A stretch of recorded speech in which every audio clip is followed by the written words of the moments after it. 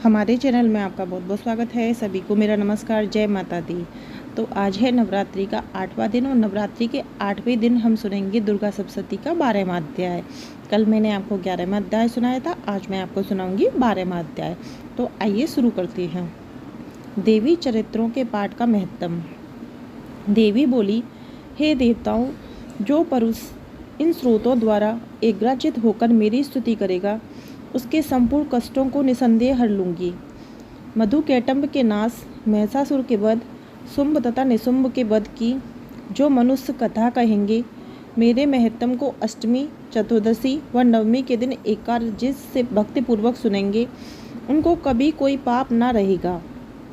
पाप से उत्पन्न हुई विपत्ति भी उनको ना सताएगी। उनके घर में दरिद्रता ना होगी और ना उनके प्रियजनों को विच्छय होगा। उनको किसी प्रकार का भय ना होगा। इसलिए प्रत्येक मनुष्य को भक्तिपूर्वक मेरे इस कल्याणकारक महत्म को सदा पढ़ना और सुनना चाहिए। मेरा यह महत्म महामारी से उत्पन्न हुए संपूर्ण उपद्रवों को एवं 3 प्रकार के उत्पातों को शांत कर देता है। जिस घर व मंदिर में या जिस स्थान पर मेरा यह स्रोत विधि पूर्वक पढ़ा जाता है, उस स्थान का मैं कभी भी त्याग नहीं करती और वहाँ सदा ही मेरा निवास रहता है। बलिदान, पूजा, होम तथा महोत्सव में मेरा यह चरित्र उच्चारण करना तथा सुनना चाहिए। ऐसा हवन या पूजन मनुष्य जानकर या बिन जाने करे, मैं उसे तुरंत ग्रहण कर लेती हूँ। और शरद काल में प्रत्येक वर्ष जो महापूजा की जाती है, उनमें मनुष्य भक्तिपूर्वक मेरा यह महत्म सुनकर सभी विपत्तियों से छूट जाता है और धन धान तथा पुत्रादि से संपन्न हो जाता है। और मेरे इस महत्म व कथा इत्यादि को सुनकर मनुष्य निर्भय हो जाता है और महत्म के श्रवण करने वालों के शत्रु नष्ट हो जाती हैं तथा कल्याण की प्राप्ति होती है और उनका कुल आनंदित हो जाता है। सब कष्ट शांत हो जाते हैं तथा भयंकर स्वप्न दिखाई देना तथा घरेलू दुख इत्यादि सब मिट जाते हैं।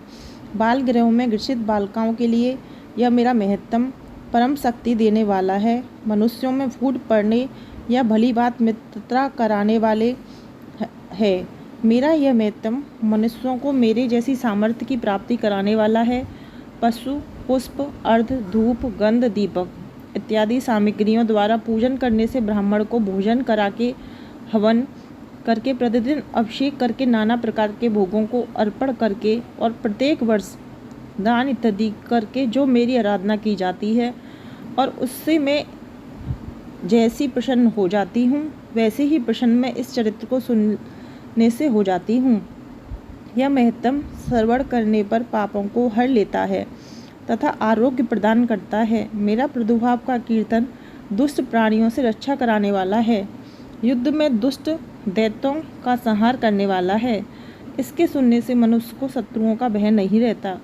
हे देवताओं, तुमने जो मेरी स्तुति की है अथवा ब्रह्मा जी ने जो मेरी स्तुति की है, वो मनुष्यों के कल्याणमयी बुद्धि प्रदान करने वाली है। वन में सूने मार्ग में अथवा दावानल से घिरे जाने वाले वनों में चारों ओर से घिरा हुआ या शत्रुओं द्वारा पकड़ा हुआ, जंगल में सिंहों से, रथों से या जंगली हथियारों द्वारा पीछा किया हुआ, राजा के क्रोध हो जाने पर, मर जाने के भय से, समुद्र में नाव के डगमगाने पर, भयंकर युद्ध में फंसा होने पर, किसी भी प्रकार की पीड़ा से पीड़ित, घोर बाधाओं से दुखी हुआ मनुष्य मेरे इस चरित्र का स्मरण करने से संकट से मुक्त हो जाता है।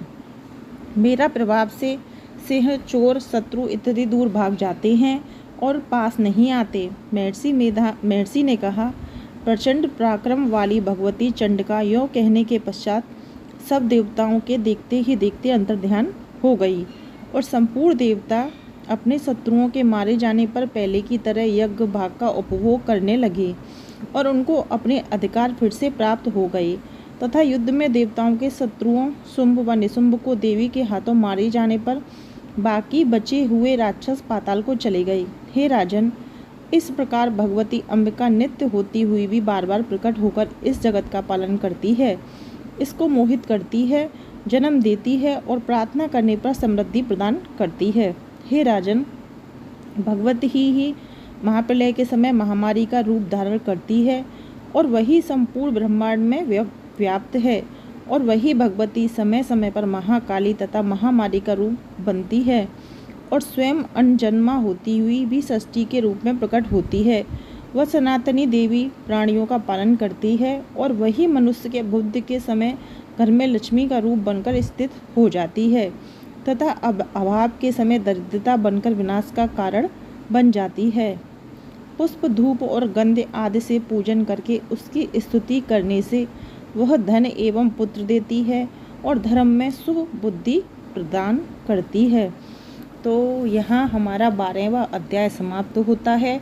तो आज नवरात्रि के 8वें दिन सुनाया है मैंने 12वां अध्याय, और कल है नवरात्रि का 9वां दिन, जिस दिन मैं सुनाऊंगी 13वां अध्याय, क्योंकि दुर्गा सप्तशती के 13 अध्याय होते हैं और वह हमें 9 दिन में ही पूरे करने होते हैं। ना तो हम उनको पहले पूरा कर सकते हैं कि आप चाहें 8 दिन में कर दें, 7 दिन में, और ना ही हम उनको बाद में कर सकते हैं कि हम नवमी के, क्योंकि माता के 9 दिन होते हैं तो 9 दिन में ही पूरा करना होता है। उसी प्रकार से मैं आपको डेली सुनाती हूँ। तो कल सुनाएंगे आपको दुर्गा सप्तशती का 13वां अध्याय। आपको वीडियो पसंद आई हो तो चैनल को सब्सक्राइब करें, वीडियो को लाइक शेयर अवश्य करें। सभी को नवरात्रि की ढेर सारी शुभकामनाएं। जय माता दी।